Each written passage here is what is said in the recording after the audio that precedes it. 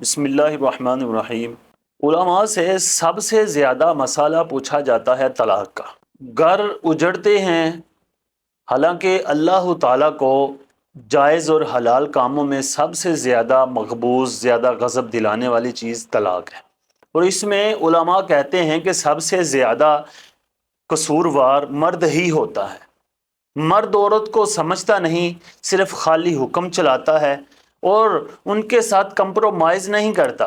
گھروں کو آباد کرنے کا نسخہ تو پرانا حضور نے بتایا ہوا ہے، عورتوں کے ساتھ، اپنی بیویوں کے ساتھ رہنے کا نسخہ اور طریقہ حضور نے شروع سے ہی بتایا، اور نبی علیہ السلام نے فرمایا خیرکم خیرکم لأہلہ، تم میں سے بہتر وہ ہے جو اپنے گھر والوں کے لیے بہتر ہو۔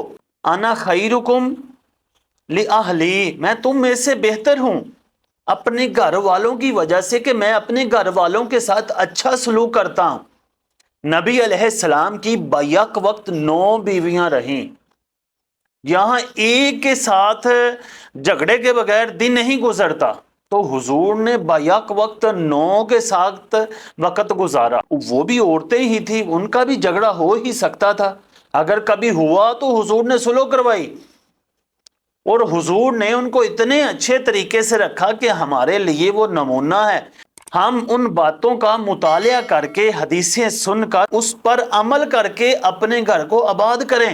نبی کریم صلی اللہ تعالی علیہ وآلہ وسلم نے فرمایا عورتوں کو مارو نہ، یہاں مارا جاتا ہے، عورتوں کو سختی کی جاتی، بلا تکی سختی کی جاتی ہے۔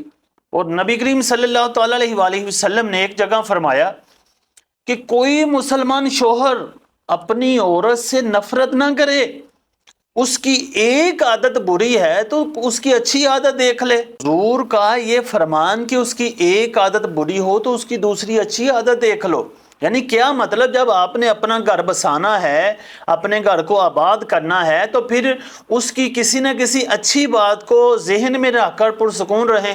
اس کی ایک بات بری دیکھ کر سیکھ پا اور انسان تپا رہتا ہے کہ یار یہ ایسی ہے، میری بیوی ایسی ہے، ایسا نہیں کرنا چاہیے۔ بلکہ مسلم شریف کے اندر حدیث ہے کہ نبی علیہ السلام نے فرمایا کہ عورت پسلی سے پیدا کی گئی ہے، اور جو پسلی ہوتی ہے وہ ٹیڑھی ہوتی ہے، تو حضور نے فرمایا کہ اگر پسلی کو سیدھا کرو گے تو ٹوٹ جائے گی، اگر تم اس سے فائدہ حاصل کرنا چاہتے ہو تو اس کو اسی طریقے پر رہنے دیں اور فائدہ حاصل کریں۔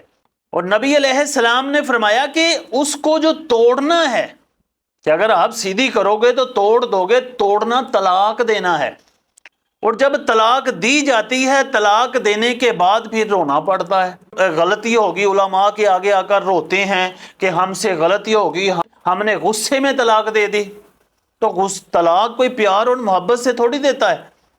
اپنے غصے کو اور اپنے آپ کو کنٹرول کرنا چاہیے تاکہ خود بھی ندامت اور شرمندگی سے بچیں اور اپنا گھر بھی اجڑنے سے بچائیں۔ اللہ تعالیٰ عمل کی توفیق عطا فرمائے۔